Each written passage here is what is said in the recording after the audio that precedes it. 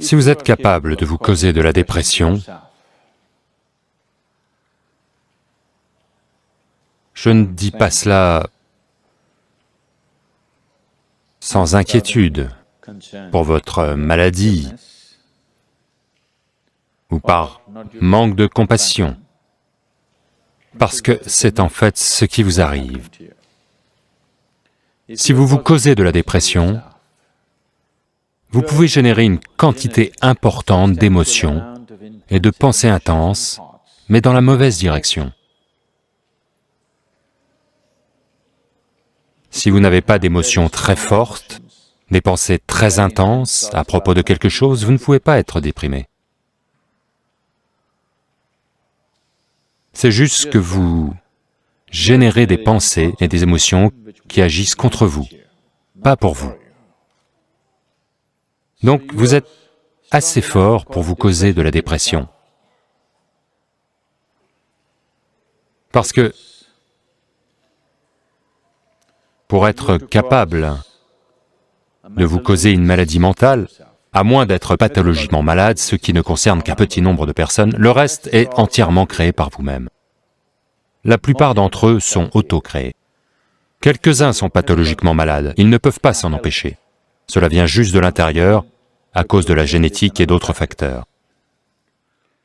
Presque tout le monde ici, si nous leur apprenons un certain type de processus de pensée et d'émotion et les poussons un peu avec les situations extérieures, presque tout le monde perdra leur équilibre mental.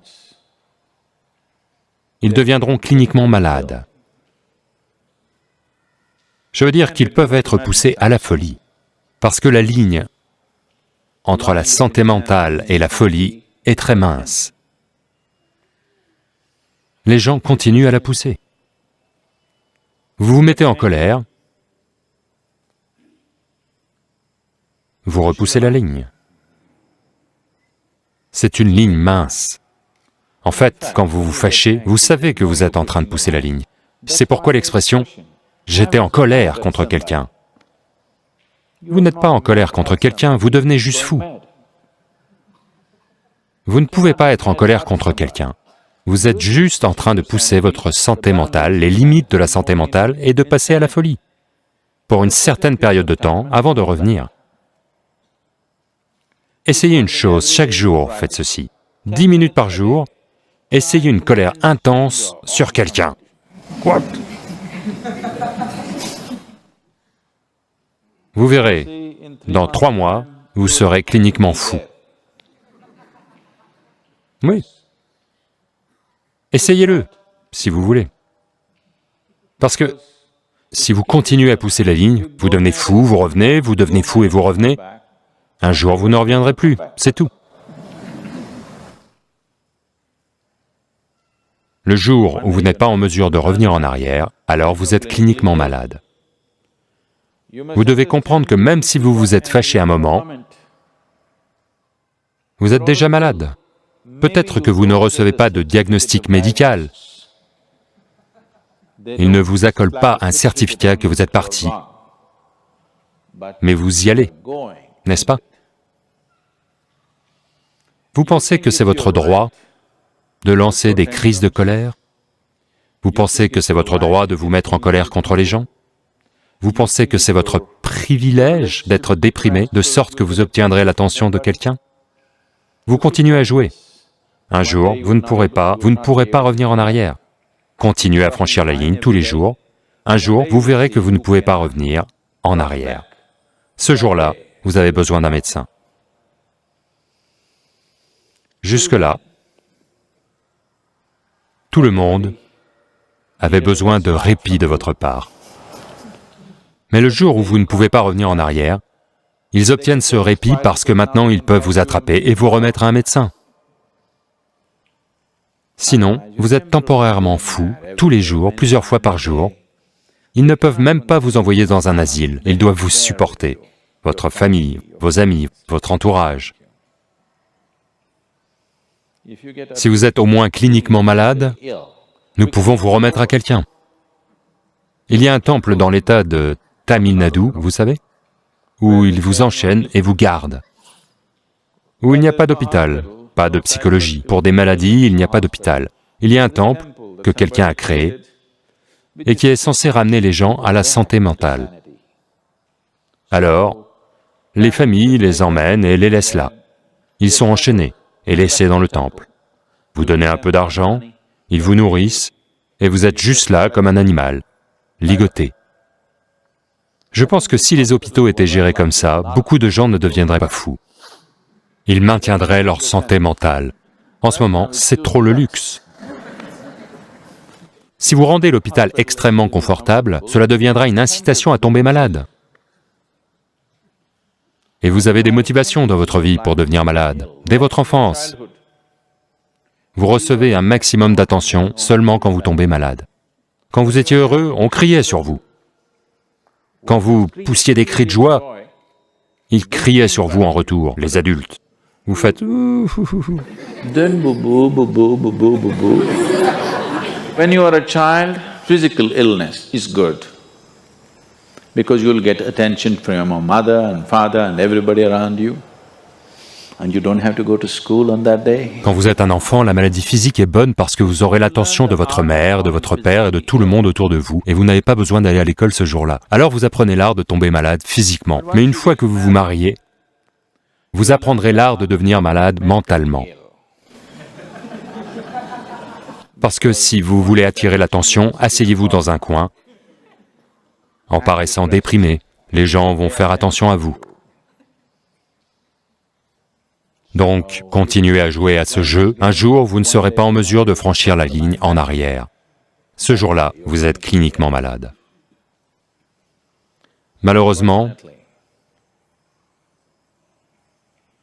de bien des façons, pas seulement de la façon dont je l'ai dit maintenant, de différentes façons, je dirais que 70% des maladies sur la planète, toutes sortes confondues, sont auto-créées. Même si vous avez une infection, il y a un moyen, si vous vous maintenez d'une certaine manière physiquement et mentalement, les virus et les bactéries ne fonctionneront pas de la même manière qu'envers quelqu'un d'autre.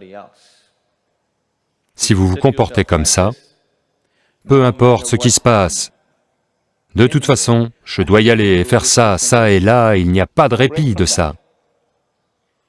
Ces 29 dernières années, je n'ai pas dû annuler un programme parce que j'avais de la température ou un rhume.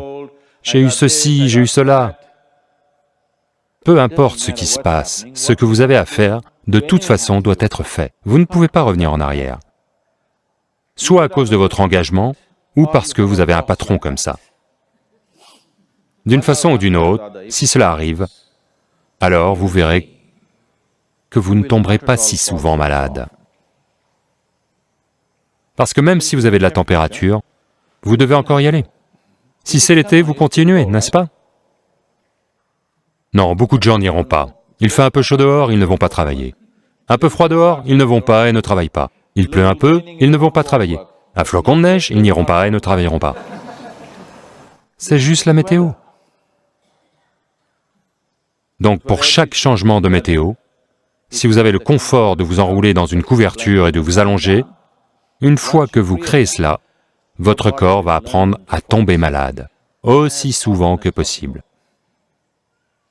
Si vous restez comme ça, peu importe ce que c'est, de toute façon, je dois aller faire ce que j'ai à faire. Vous allez voir que votre corps va rebondir, aussi vite que possible, même s'il est sous l'emprise de la pire des infections. Il vous suffit donc de définir les conditions nécessaires pour la santé, les incitations nécessaires pour la santé, à la fois pour vous et vos enfants si vous en avez. Ne définissez pas d'incitation à la maladie. L'enfant est malade? Observez-le de loin. Ne jamais faire de câlin. Il sait que c'est le pire moment de sa vie. Et il sait qu'il doit guérir rapidement. Et donnez-lui la meilleure attention quand il est joyeux. Vous verrez qu'il apprendra naturellement de lui-même. Son métabolisme apprendra qu'il est payant d'être joyeux et que ce n'apporte rien d'être malade. Si vous le faites comprendre très clairement à votre corps, à votre propre métabolisme et à tout le monde autour de vous, vous verrez que les gens ne tomberont pas malades aussi souvent qu'ils le sont là maintenant. Alors, mettez cela en place. Vous verrez que vous serez en bonne santé.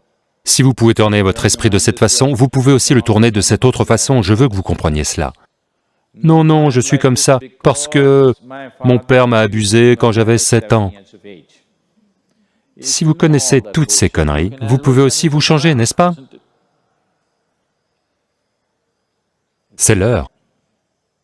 Vous devez comprendre, mentalement, physiologiquement, chimiquement, en termes d'énergie, vous devez clairement comprendre que ça ne rapporte pas d'être malade, malheureux, déprimé. Ça ne rapporte pas. Être joyeux, extatique, ça rapporte. Si vous expliquez clairement à tous ces gens à l'intérieur, ils se comporteront tous correctement.